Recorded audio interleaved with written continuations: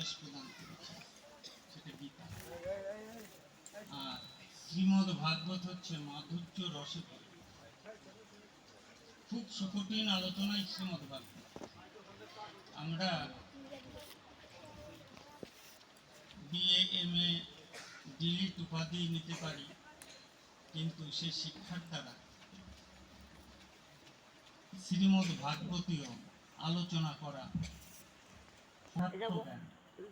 এবং এটা তখনই সম্ভব হবে যখনই পরম কৃষ্ণ ভক্তের কৃপা হবে জীবের প্রতি এবং গুরু গোবিন্দের অপার করুণা নির্যাস হবে জীবের প্রতি।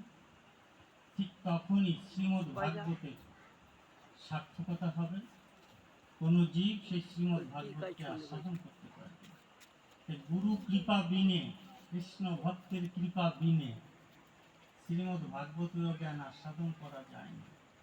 আমরা অনেক বড় বড় ডিগ্রি নিতে পারি, কিন্তু কোনো উপাধি দিয়ে ভাগবতীয় জ্ঞানকে আস্বাদন করা যায় না।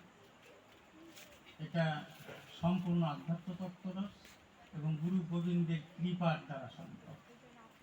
তাই সুধীজন আপনারা এখানে আছেন পরম কৃষ্ণ ভক্ত, শ্রীমদ্ ভাগবত সম্বন্ধে আলোচনা কতটুকুই বা আমি জানি, কতটুকুই বা করতে পারি, কিন্তু যদি ভক্তের কৃপা থাকে, গুরু গোবিন্দের কৃপা থাকে, তাহলে অনেক অসাধ্য সাধনা করা যায়। তা আপনারা পরম কৃষ্ণ ভক্তগণ যারা মায়েরা আছেন, আপনারা পিতা সম আছেন, দাদা সম আছেন, অনেকে সকলে গুরু গোবিন্দের স্মরণ নিয়ে একটু প্রার্থনা রাখবেন, যেন আমি একা নই, আমরা সকলে মিলে আমরা কৃষ্ণ কথা যেন আস্বাদন করতে পারি। এই কৃপাটুকু আপনারা রাখবেন। তারপরে যতটুকু সম্ভব আপনাদের কৃপা যেমন হবে ঠিক তেমনভাবে হয়তো কণ্ঠ থেকে দু একটি কথা হয়তো আসবে।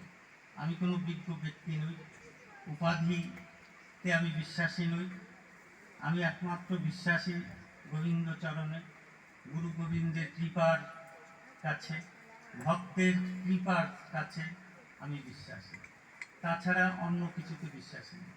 তা যেটা যেটা ভক্তের আগমন হয়, সাধুমুখে শুনেছি, মহৎ ব্যক্তিদের মুখনিসৃত বাণী লেখনীতে জানতে পেরেছি, যেথা যেথা ভক্তের আগমন হয় সেথায় নাকি আমার প্রভুর আগমন ঘটে।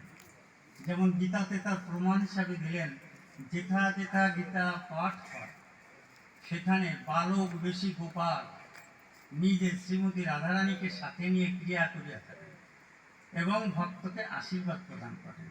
তাই আপনারা সেই পরম কৃষ্ণ ভক্ত, আমি মনে করি এখানে কৃষ্ণ ভক্ত যেখানে সেখানে আমার গোবিন্দের বাসস্থান।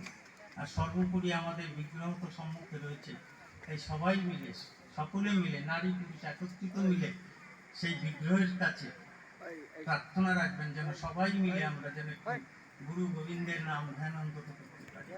নিতাই গৌর সীতানাথ।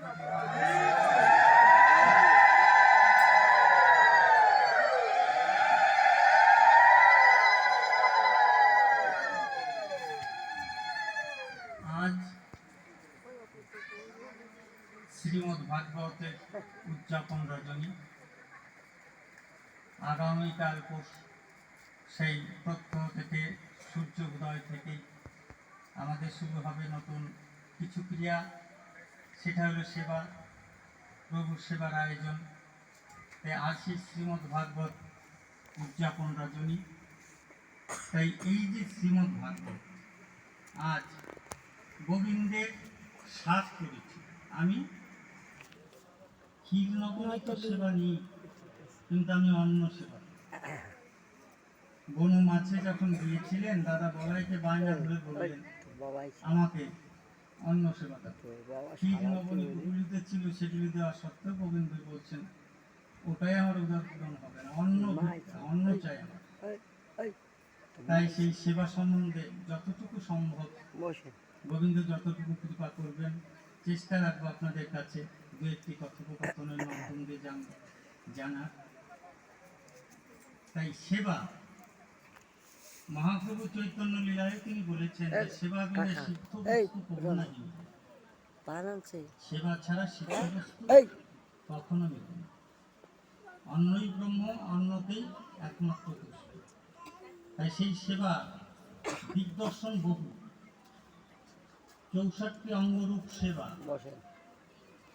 আমরা ভাগ্যবত কলির জীব, আমরা গুরু কৃপা নিয়ে সাধন ভজন যাই করি, কতটা আমরা ভজনে প্রবেশ করতে পারি সেটা হয়তো সেই ভক্তই জানে। তবে যারা করণধারী ভক্ত হন তাদের পক্ষে অনেক কিছু সম্ভব। করণধারী ভক্তের সংখ্যা কত?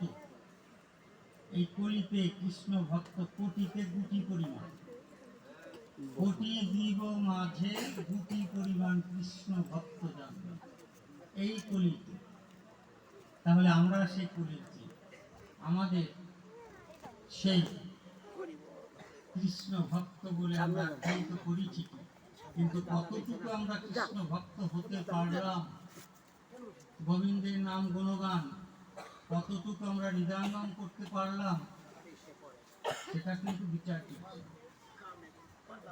গুরু আশ্রয় নিয়ে যদি কিছু গুরু কৃপা করেন তবে হয়তো এই ভাগ্যহত জীবের পক্ষে কিছু সম্ভব, নতুবা কিন্তু রাজা পরীক্ষিত আকুলি ব্যাকুলি হয়ে বারবার এই যে বলছেন, কেননা তাদের তো রাজা পরীক্ষিত, তিনি বুঝতে পেরেছেন যে আমি সপ্ত দিবস পরে তক্ষকে দংশিবে হয়, আমি যত বড় রাজাই হই আর যা কিছুই হই না কেন, সপ্ত দিবস পরে আমাকে কিন্তু যেতে হবে, কিছুতেই থাকা যাবে না। তাই রাজা পরীক্ষিত মুহুর্মুহু সময়ে প্রভুর কাছে আত্মনিবেদন করে বলছেন, প্রভু জীবন প্রদীপ নিভে যাচ্ছে, বড় দ্রুত গতিতে সময় চলে যাচ্ছে, সপ্ত দিবস অতিবাহিত হতে আর বেশি বাকি নাই, তুমি কৃপা করো প্রভু, কৃপা করো, আমি যেন তোমার কৃপা নিয়ে, কৃষ্ণ ভক্তের করুণা নিয়ে আমি যেন সেই ভবসাগর পার হতে পারি। আমার জীবনে কোনো পাথেও নেই, আমি করিনি কখনো সাধু সঙ্গ, করিনি কখনো কৃষ্ণ ভক্তের সঙ্গ, সদ্গুরুর সঙ্গ আমার ভাগ্যে হয়, আজীবন কাল আমি পূজা পালন করে এসেছি, তাই কি নিয়ে যাব, তুমি ছাড়া আর কোনো বান্ধব নেই, তাই তুমি বলো। এই যে রাজা পরীক্ষিত এই যে বলছেন, কেন বলছেন? তিনি বুঝতে পারছেন যেতে হবে। কোথায় যেতে হবে? বড় পারে, ইহ জগৎ ছেড়ে অন্য একটি জায়গায়। তার মানে কি? রাজা পরীক্ষিতের মৃত্যু চিন্তা এসেছে যে আমি আর থাকতে পারবো না। তার পুত্র জন্মেজয়কে ডেকে যখন রাজমুকুট, অলঙ্কার, রাজ সিংহাসন সবকিছু যখন দিয়ে বললেন, পুত্র মোর, এটা ছাড়ি যাব আমি বদ্রিকানাথ আশ্রমে, সেখান থেকে শ্রীমদ ভাগবত আনয়ন করে বালুকাময় আসন উপবেশন করব, গঙ্গা তীরে শুদ্ধ ব্যাসাসন স্থাপন করে কৃষ্ণ ভক্ত সমীপে বসে নৈমিষারণ্য মাঝে আমি সেই শ্রীমদ ভাগবতীয় কথকথা আমি শ্রবণ করব, কেননা আমি যে অভিশপ্ত হয়েছি, মুনি গলে মৃত সর্প দিয়েছেন, তাই মুনিপুত্র শৃঙ্গি মরে দিয়েছে অভিশাপ, সপ্ত দিবস পরে যেতে হবে, পিছু ডেকো না, পিছু ডেকো না জন্মে যায়। পুত্র বলেছিল, পিতা যেতে নাহি, প্রয়োজনে আমি ওই তক্ষককে আমি পূর্ণাহুতি দেব, যজ্ঞ আয়োজন করে তক্ষককে আমি পূর্ণাহুতি রূপে আমি নিক্ষেপ করবো অগ্নিকুণ্ড, দেখি কি করে আপনাকে দংশন করব। কিন্তু রাজা পরীক্ষিত বলছিলেন, শৃঙ্গি ব্রহ্ম অভিশাপ মিথ্যা হবার নয়, কালের কবল গ্রাসে সময় অতিবাহিত হয়ে গেলে আমাকে যেতে হবে, অতএব তুমি পিছু দেখো না, আমি যখন সময় পেয়েছি সপ্ত দিবস, এই সপ্ত দিবস আমি বৃথা যেতে দেব না, তাই আমাকে পিছু তুমি দেখো না। বারবার করে ডেকেছিল জন্মেজয়, পিতা যেতে নাহি দেব, প্রজাগণ ডাকে রাজা যেতে নাহি দেব, ভালোবাসার যারা লোক ছিল প্রত্যেকেই বলছে যেতে নাহি দেব, কিন্তু পরীক্ষিত কিন্তু চলছেন সুদূর বদ্রিকানাথ আশ্রমে, সেই বদ্রী নারায়ণের কৃষ্ণ দৈবায়ন ব্যাস রচিত, গণেশের সুন্দর হস্তাক্ষরে লিখিত শ্রীমদ ভাগবত গচ্ছিত ছিল, সেথা থেকে এনে নৈমিষারণ্য পূর্ণতীর্থ, সেখানে নৈমিষারণ্যের সমস্ত ঋষি মুনি তাপস মণিপুত্র মণিকন্যা সকলকে আহ্বান করে প্রভুপাদ শুকদেব গোস্বামীকে ব্যাসাসনে স্থাপন করে সকলের অগ্রে আসন গ্রহণ করেছিলেন রাজা পরীক্ষিত।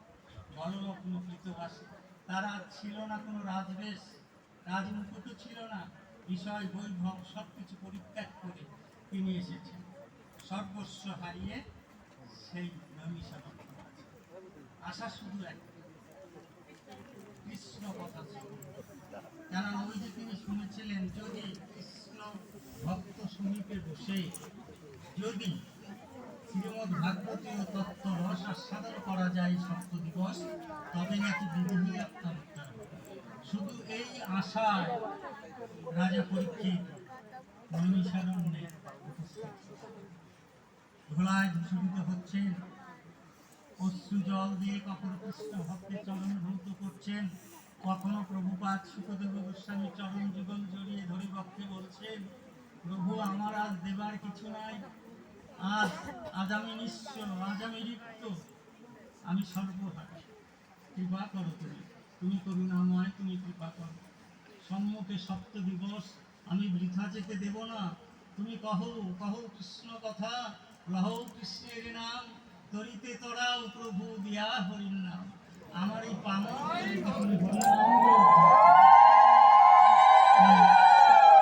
তুমি হরিনাম দিয়ে উদ্ধার করো তুমি আমাকে, আমার আজ কিছু নেই। এই যে রাজা পরীক্ষিত তার আকুলি ব্যাকুলি চিত্তে বারবার তিনি বলছেন, কেন? তিনি বুঝতে পেরেছেন যা কিছু জীবদ্দশায় থেকে এ পর্যন্ত আমি করলাম সবই ভুলে ভরে গেছে, এখন আমাকে যেতে হবে, এটা অতীব ধ্রুব সত্য। তাই কি নিয়ে যাব আমি? আমার তো সাথে কিছু নাই, পরমার্থিক জগতের কামাই কিছু নাই, ইহ জগতে আমার অনেক অর্থ, অনেক গহনা, অনেক অনেক প্রতিপত্তি, সুনাম, যশ, আভিজাত্য অনেক কিছু আছে, কিন্তু আমার পরমার্থিক জগতের পাথে তো কিছু নাই। সে পাথেও যদি নিতে হয় তাহলে আমার সাধু সঙ্গ করতে হবে, তাহলে আমার কৃষ্ণ ভক্তের সঙ্গ নিতে হবে, গুরু গোবিন্দের চরণে আশ্রয় নিতে হবে। যদি আমি তা না পারি তাহলে তো আমার সাধের জন্ম বৃথা হয়ে গেল, মানব জন্ম বৃথা গেল রে সাধুর সঙ্গ বিনে। আমি আমার সাধুর সঙ্গ বিনে আমার মানব জন্ম বৃথা যায়।